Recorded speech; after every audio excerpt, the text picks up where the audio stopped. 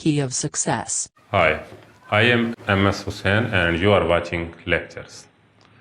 आज से हम अपने प्रोग्राम इंग्लिश ग्रामर का आगाज़ करेंगे और इसमें हम सीखेंगे कि बुनियादी तौर पर ग्रामर क्या होती है। दरअसल जितनी भी ज़बानें हैं, हर ज़बान को पढ़ने, लिखने, सीखने और बोलने के कुछ क़वायद ज़वाबित और असूल हैं जिनको ग्रामर का नाम दिया जाता है। जहाँ तक इंग्लिश का ताल्लुक़ है, इंग्लिश बुनियादी तौर पर एक बहुत खूबसूरत और पुरअसर ज़बान है और इसकी ग्रामर को बड़ी आसानी से सीख कर जो है कोई भी शख्स जो इंग्लिश बोलने, लिखने या सीखने में दिलचस्पी रखता है, बड़ी आसानी से इसको सीख सकता है, बोल सकता है और लिख सकता है। इसमें कोई बहुत ज़्यादा मुश्किल बात नहीं है और हमने इस प्रोग्राम में कोशिश की है कि आपके लिए ज़्यादा से ज़्यादा आसान और सादा से सादा अल्फाज में जो है इंग्लिश ग्रामर को बयान किया जाए, ताकि हमारे वो नाज़रीन जो इंग्लिश पढ़ने, बोलने और सीखने में दिलचस्पी रखते हैं, वो इसको बआसानी बोल, पढ़ और लिख सकें। तो आइए आगाज़ करते हैं हमारा इंग्लिश ग्रामर के टॉपिक से। ग्रामर बुनियादी तौर पर किसी भी ज़बान के वो बुनियादी क़वायद ज़वाबित, असूल और कवानीन हैं जिनकी मदद से उस ज़बान को सीखा, पढ़ा, लिखा या बोला जा सकता है। तो किसी भी ज़बान की जो बुनियाद है वो बुनियादी तौर पर अल्फ़ाबेट, हरूफ तहजी हैं। इंग्लिश में इनको अल्फ़ाबेट कहा जाता है और उर्दू में जो है हरूफ तहजी कहा जाता है। तो अगर इन क़वायद ज़वाबित पर अमल किया जाए तो कोई भी शख्स बड़ी आसानी से न सिर्फ इंग्लिश बल्कि दीगर किसी भी ज़बान को अगर सीखना चाहेगा तो वो उन पर अमल करके बड़ी आसानी से इनको पढ़, बोल और लिख सकेगा। अल्फ़ाबेट इंग्लिश ज़बान की जो बुनियाद है उसको अल्फ़ाबेट का नाम दिया जाता है। अल्फ़ाबेट उर्दू में हरूफ तहजी कहा जाता है। अल्फ़ाबेट बुनियादी तौर पर इंग्लिश की अपनी ज़बान के लिए इंग्लिश में टर्म अल्फ़ाबेट है, उर्दू में इसको हरूफ तहजी कहा जाता है। इसी तरह दीगर जितनी भी ज़बानें हैं उनमें अपनी एक टर्म है। अल्फ़ाबेट बुनियादी तौर पर इंग्लिश ज़बान की वो बुनियाद या वो बेस है जिसकी बुनियाद पर जो है पूरी इंग्लिश ज़बान जो है वो अपना वजूद कायम रखती है। इस तरह से अगर आप इसको इंग्लिश में समझना चाहें तो एक group of elements or symbols, a group of elements or symbols which collectively is called alphabet which is the base of English language. English ज़बान के जो एलिमेंट्स या सिंबल्स हैं इनको लेटर्स कहा जाता है। हमने जहाँ से भी इंग्लिश सीखना, बोलना, सुनना, पढ़ना जो कुछ भी शुरू किया उसकी बुनियाद जो थी वो ए से शुरू हुई। ए से लेकर जेड तक इंग्लिश में 26 एलिमेंट्स या सिंबल्स हैं, यानी ये वो अराकीन या वो अलामात हैं जिनकी मदद से पूरी इंग्लिश ज़बान को बोला, पढ़ा या लिखा जाता है। इसमें हर हर्फ जो है इंग्लिश ज़बान के जो 26 वर्ड्स, अल्फाज हैं, उनमें से जिसको भी आप सिंगल के तौर पर लेंगे वो अपना मफ़हूम वाज़े करने की सलाहियत नहीं रखता, सिवाय दो हरूफ के, यानी आई और ओ। दो ऐसे हरूफ हैं जो अपना मैनी अलहदा तौर पर अकेले होने की सूरत में भी अदा करने की सलाहियत रखते हैं। लेकिन ऐसी सूरत में जब आप आई और ओ को बामैनी के तौर पर इस्तेमाल करेंगे तो ऐसी हालत में ये कैपिटल हरूफ में लिखा जाएगा।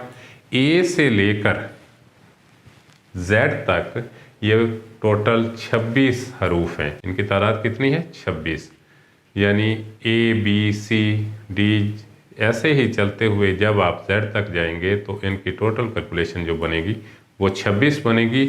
और ये 26 हरूफ, 26 एलिमेंट्स या 26 सिंबल्स वो अलामात हैं बुनियादी तौर पर जो पूरी इंग्लिश ज़बान को कंस्ट्रक्ट करती हैं, इसकी बुनियाद रखती हैं और इसकी तकमील करती हैं। जैसा कि आपको बताया कि अल्फ़ाबेट के जो 26 सिंबल्स या एलिमेंट्स हैं इनको लेटर्स कहा जाता है। जब इन एलिमेंट्स या सिंबल्स को आपस में दो या दो से ज़्यादा को जोड़ा जाता है तो ऐसी हालत में जो है एक वर्ड, एक लफ्ज़ तश्कील पाता है। ये लफ्ज़ अलहदा तौर पर जब इनको तश्कील की सूरत में आता है, यानी ये दो या दो से ज़्यादा हरूफ का मजमूआ बनता है, तो ये अपना मैनी अदा करने की सलाहियत रखता है। मिसाल के तौर पर हमने देखा कि बी अकेला है, ओ अकेला है, वाई अकेला है, तो ये अपना मैनी अदा नहीं कर रहे। لیکن جب ہم ان کو جوڑیں گے آپس میں بی اور او اور وائی کو، تو یہ بوائے کا ایک لفظ بنے گا، اور بوائے ایک میننگ فل ورڈ ہے، ایک میننگ فل لفظ ہے جو یہ بتا رہا ہے کہ بوائے لڑکے کو کہا جاتا ہے۔ اسی طرح سے جو ہے یہ الفاظ حروف کی مدد سے تشکیل پاتے ہیں، اور یہ حروف مددگار اور معاون ہیں کسی بھی لفظ کو مکمل کرنے کے لیے۔ حروف یا لیٹرز کے بغیر ورڈ نہیں بن سکتا، اور ورڈ کے بغیر کوئی بھی چیز اپنا بامعنی مفہوم ادا نہیں کر سکتی۔ جیسا کہ میں نے پہلے آپ کو بتایا کہ انگلش زبان میں جو ہے الفابیٹ کی بنیاد پر جو ہے پوری زبان کی جو ہے ڈسپلے ہوتا ہے، یا پوری کی پوری زبان جو ہے بیس کرتی ہے۔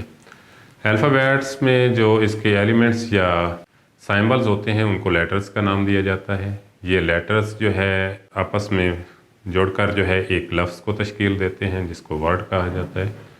اور ورڈ کیا ہوتا ہے؟ ورڈ حروف کی بامعنی ترتیب کو لفظ کہا جاتا ہے، اور جب ہم انہی لفظ کو الفاظ کی صورت میں، یعنی دو یا دو سے زیادہ بامعنی الفاظ کی بامعنی ترتیب کو جوڑتے ہیں تو اس سے ایک سنٹینس، ایک فقرہ یا ایک جملہ ترتیب پاتا ہے۔ اب ایک سنٹینس یا ایک فقرے کی کیا اہمیت ہے؟ ایک سنٹینس یا ایک فقرہ کسی بھی انسان کی زبان سے کہا گیا وہ مواد ہے جو دوسرے پر اپنا مفہوم یا مطلب واضح کرتا ہے۔ جیسا کہ آپ کو بتایا کہ بی او وائی الگ الگ حالتوں میں جو ہے یہ حروف یا لیٹرز کی صورت میں تھے، جب ان کو اکٹھے کر کے جوڑا گیا تو یہ بوائے ایک چیز کے نام کو واضح طور پر بیان کرنے لگے۔ لیکن یہ بوائے کا لفظ جو ہے یہ اپنے مطلب یا اپنے مفہوم کو پوری طرح وضاحت سے بیان نہیں کر سکتا، اس لیے اپنی بات کو، اپنے الفاظ کو، اپنے مطلب اور اپنے مفہوم کو دوسروں پر وضاحت سے بیان کرنے کے لیے ایک سنٹینس کی ضرورت پڑتی ہے، اور ایک سنٹینس جو ہے الفاظ کی بامعنی ترتیب کا وہ مجموعہ ہوتا ہے جو دوسرے پر اپنی بات کو بہتر طور پر وضاحت سے بیان کر سکتا ہے۔ جیسا کہ پہلے آپ کو بتایا تھا کہ بوائے، اب جو ہے ایک سنٹینس کی صورت میں جب ہم اس کو لائیں گے تو ہم اس کو بولیں گے ہی از اے بوائے، تو اس کا مطلب یہ بنے گا کہ وہ ایک لڑکا ہے۔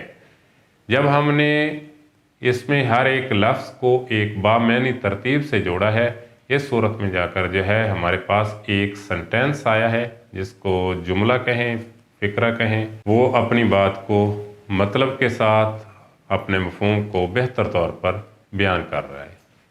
اور یہ سنٹینس جو ہے یہی وہ شکل ہے جس صورت میں جو ہے ہم کسی بھی زبان کو پڑھ، لکھ، بول اور سیکھ سکتے ہیں۔ ہمارا اگلا ٹاپک ہے فریز۔ فریز کیا ہوتا ہے؟ فریز الفاظ کا ایسا مجموعہ ہے جو اپنا خاص مفہوم تو بیان کرتا ہے لیکن مکمل مفہوم بیان نہیں کر سکتا۔ جیسا کہ ہم بولتے ہیں کہ اے بیڈ آف روزز، پھولوں کی سیج۔ پھولوں کی سیج یا بیڈ آف روزز جب ہم نے بولا ہے تو اس سے ایک بات تو ہمیں واضح طور پر سامنے آئی ہے کہ یہ پھولوں کی سیج ہے، یعنی اس نے اپنا جو ہے خاص مفہوم بیان کر دیا، لیکن اس کا ہم استعمال کس طرح سے کریں گے؟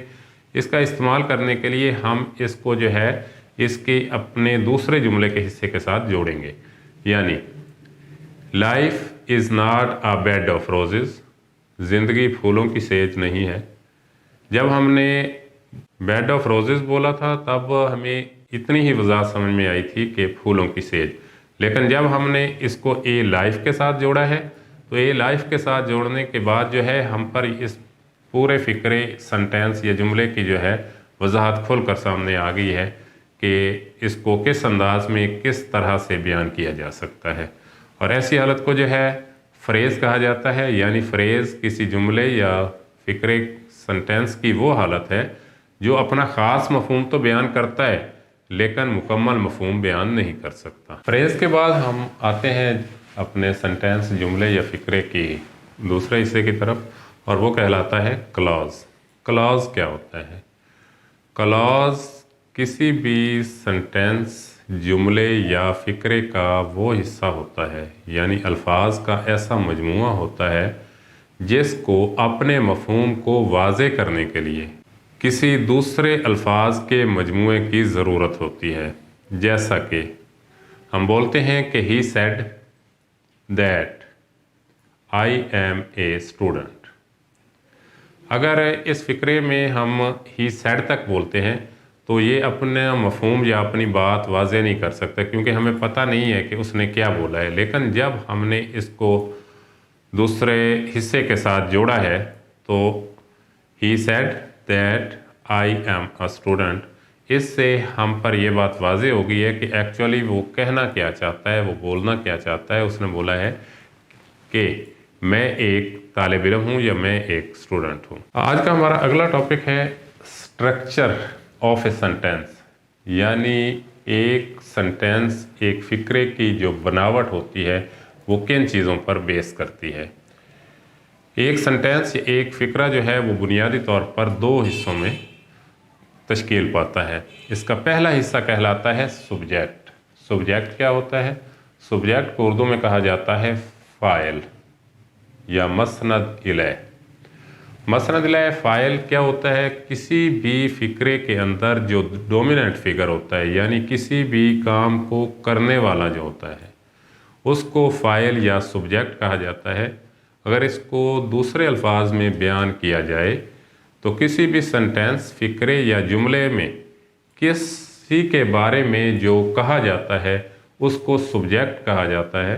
मसलन Danish is a student, Danish एक तालिब इल्म है। इसमें जो है सब्जेक्ट के तौर पर दानिश इस्तेमाल हुआ है और अगली खासियत जो है वो इसी शख्सियत के मुतल्लिक़ ही कही जा रही है, यानी दानिश सब्जेक्ट हो गया और इसका जो बाकी हिस्सा है इसमें सारी बात जो है वो दानिश ही के मुतल्लिक़ कही जा रही है। लिहाजा सब्जेक्ट या फ़ाइल किसी जुमले का वो हिस्सा होता है जिसके मुतल्लिक़ पूरे सेंटेंस में कोई बात कही जा रही होती है। पहले हमने आपको बताया कि सब्जेक्ट क्या होता है। सब्जेक्ट वो होता है कि जिस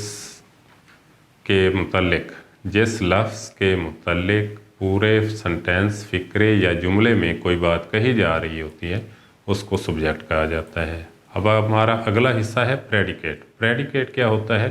अल्फाज का वो मजमुआ जिसमें सब्जेक्ट के मुतल्लिक़ कुछ कहा जाए उसको प्रेडिकेट कहा जाता है। मसलन दानिश इज़ अ स्टूडेंट, इसमें दानिश को हमने सब्जेक्ट के तौर पर लिया था और इज़ ए स्टूडेंट एक तालिब इल्म है, यानी दानिश ही की कोई बात बयान हुई है, दानिश ही के मुतल्लिक़ कुछ कहा जा रहा है और इस जुमले का जो बाकी हिस्सा जो दानिश के बारे में कुछ कह रहा है उसको प्रेडिकेट कहा जाएगा। टॉपिक है हेल्पिंग वर्ब। हेल्पिंग वर्ब या इमदादी फ़ेल क्या होता है?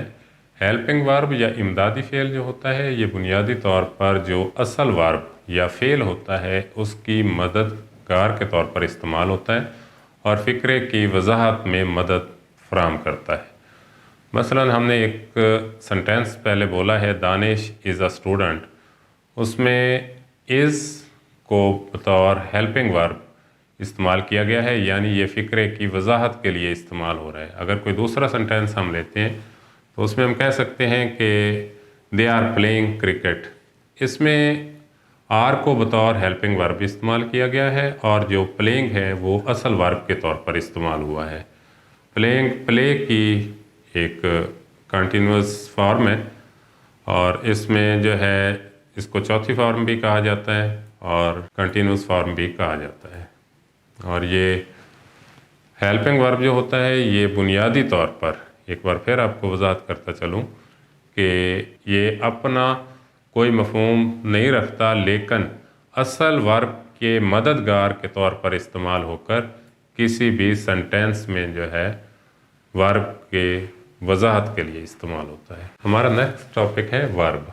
वर्ब क्या होता है? किसी भी सेंटेंस, जुमले या फ़िक्रे के अंदर ऐसे अल्फाज जो किसी काम के करने, होने, रखने या मलकियत के अमल को ज़ाहिर करें उसको वर्ब कहा जाता है। और वर्ब जो है किसी भी सेंटेंस या जुमले या फ़िक्रे के अंदर पाया जाने वाला वो लफ्ज़ होता है जो उस फ़िक्रे के अंदर होने वाले अमल, फ़ेल को ज़ाहिर करता है। स्ट्रक्चर ऑफ ए सेंटेंस में हमने पढ़ा कि इसमें सब्जेक्ट, हेल्पिंग वर्ब और वर्ब। इससे नेक्स्ट जो हमारा टॉपिक है वो है फ़ाइल, ऑब्जेक्ट। ऑब्जेक्ट क्या होता है? ऐसा लफ्ज़ जिस पर फ़ाइल असर अंदाज होता है उसको मफ़ूल या ऑब्जेक्ट कहा जाता है। मिसाल के तौर पर हम एक सेंटेंस बोलते हैं कि he is writing a book. इसमें जो डोमिनेंट फिगर है वो है ही, यानी वो। इसमें ही फ़ाइल के तौर पर इस्तेमाल हो रहा है और इसके बाद आ रहा है हेल्पिंग वर्ब इज़। राइटिंग लिख रहा है, ये एक वर्ब है, और इसके बाद जो जिस पर ये सब कुछ असर अंदाज हो रहा है वो है a book. He is writing a book. इस पूरे सेंटेंस में ए बुक जो है ये एक मफूल या ऑब्जेक्ट है, क्योंकि फ़ाइल का सारा फोकस, फ़ाइल का जो सारा असर अंदाज होना है वो यानी ए बुक पर असर अंदाज हो रहा है। इससे पहले अभी तक हमने आपको बताया कि किस तरह से जो है इंग्लिश ग्रामर अपनी बेस रखती है, किस तरह से अल्फ़ाबेट के जो एलिमेंट्स या सिंबल्स होते हैं उनको लेटर्स कहा जाता है। लेटर्स जो है अल्फाज तश्कील देते हैं, वर्ड्स को तश्कील देते हैं, और वर्ड्स जो है एक सेंटेंस को तश्कील देते हैं। इसके बाद हमने जो है सब्जेक्ट, हेल्पिंग वर्ब और ऑब्जेक्ट के बारे में पढ़ा। इससे हमारा जो नेक्स्ट टॉपिक है वो है parts of speech. Parts of speech क्या होता है? हम अंग्रेज़ी ज़बान का कोई भी लफ्ज़ जो बोलते, पढ़ते, लिखते हैं वो सब पार्ट्स ऑफ स्पीच कहलाते हैं। पार्ट्स ऑफ स्पीच में हमारी ज़बान से अदा किया गया हर एक लफ्ज़ शामिल होता है, और इसमें जो बुनियादी नुकात होते हैं वो एक सीक्वेंस में मैं आपको बयान करूंगा, और किस तरह से वो तश्कील पाते हैं और किस तरह से एक पार्ट्स ऑफ स्पीच मिलकर जो है एक मुकम्मल स्पीच को तश्कील देते हैं। पार्ट्स ऑफ स्पीच में सबसे पहली चीज़ जो है वो है नाउन। नाउन क्या होता है? नाउन को उर्दू में कहा जाता है इस्म। इस्म का लफ्ज़ी मतलब है नाम। हर वो लफ्ज़ जो किसी चीज़, शख्स या जगह का नाम हो उसको नाउन कहा जाता है। मिसाल के तौर पर हम कहते हैं कि लाहौर एक शहर का नाम है, इसलिए ये भी एक नाउन है। इसी तरह से जो है मैं किसी शख्स का नाम बोलता हूँ, दानिश, कलीम, आसिफ, ये सब जो हैं पार्ट्स ऑफ स्पीच हैं, और इन सब को पार्ट्स ऑफ स्पीच में नाउन कहा जाता है, यानी क्योंकि ये सब के सब किसी न किसी चीज़, जगह या शख्स के नाम हैं। और नाउन जो होता है ये किसी भी सेंटेंस का जो है सबसे पहला बुनियादी जुज़्व होता है। नाउन के बाद जो नेक्स्ट टॉपिक आता है वो है प्रोनाउन। नाउन क्या होता है वो पहले आपको बताया कि नाउन किसी शख्स, चीज़ या जगह के नाम को कहा जाता है, और प्रोनाउन जो होता है ये किसी नाम की जगह पर उसकी तरफ इशारा करने के लिए इस्तेमाल किया जाता है। मसलन पहले मैंने आपको नाउन में बताया था कि लाहौर एक इस्म है, एक नाम है, ये नाउन है, लेकिन अगर शहर कहा जाएगा तो ये एक प्रोनाउन कहलाएगा। इसी तरह से हम किसी सेंटेंस में जो है लफ्ज़ आसिफ को इस्तेमाल करते हैं, तो आसिफ जो है एक नाउन है, एक इस्म है, एक शख्स का नाम है, लेकिन अगर इसी जगह पर जो है हम ही का लफ्ज़ इस्तेमाल करेंगे तो वो प्रोनाउन कहलाएगा। अंग्रेज़ी में जो है आम तौर पर जो ज़्यादा इस्तेमाल होने वाले प्रोनाउन हैं उनमें he, she, it, they, their, them, ये सब जो है प्रोनाउन कहलाते हैं। और ये प्रोनाउन जो होते हैं ये उस शख्स का असल नाम इस्तेमाल नहीं किया जाता, बल्कि उसके नाम की जगह पर इशारा करते हुए जो है उसको एक लफ्ज़ के तौर पर बोला जाता है। मिसाल के तौर पर मैं बोलता हूँ कि Asif is a good boy.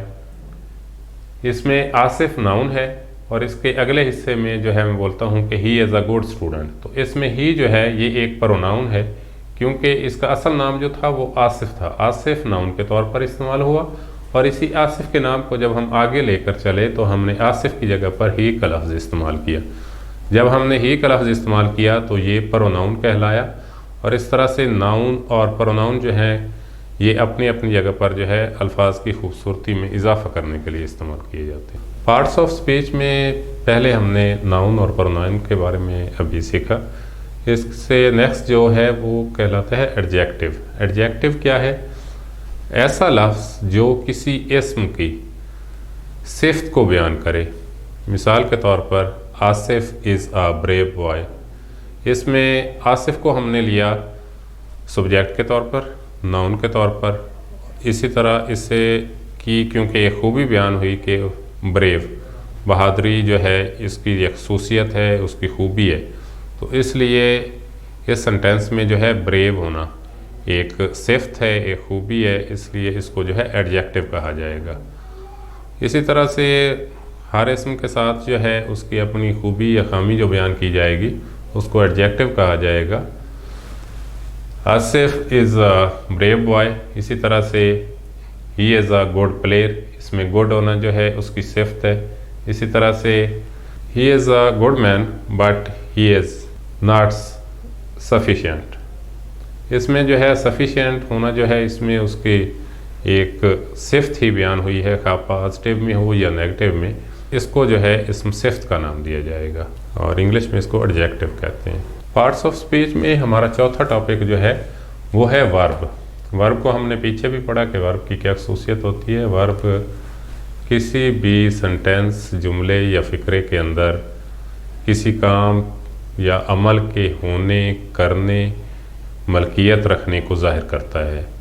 اسی طرح سے اس سنٹینس میں یا پارٹس آف اسپیچ میں جو ہے اس کا استعمال اسی طرح سے ہوگا، اور ورب کو جیسا کہ ہم نے پیچھے پڑھا ہے اسی طرح سے اس کو لیا جائے گا کہ کسی بھی سنٹینس یا اسپیچ کے اندر اس کو کسی کام کے کرنے، ہونے یا کسی عمل کے جو ہے وقوع پذیر ہونے کو ظاہر کرے گا. مثال کے طور پر ہم ایک سنٹینس بولتے ہیں ہی از پلینگ کرکٹ.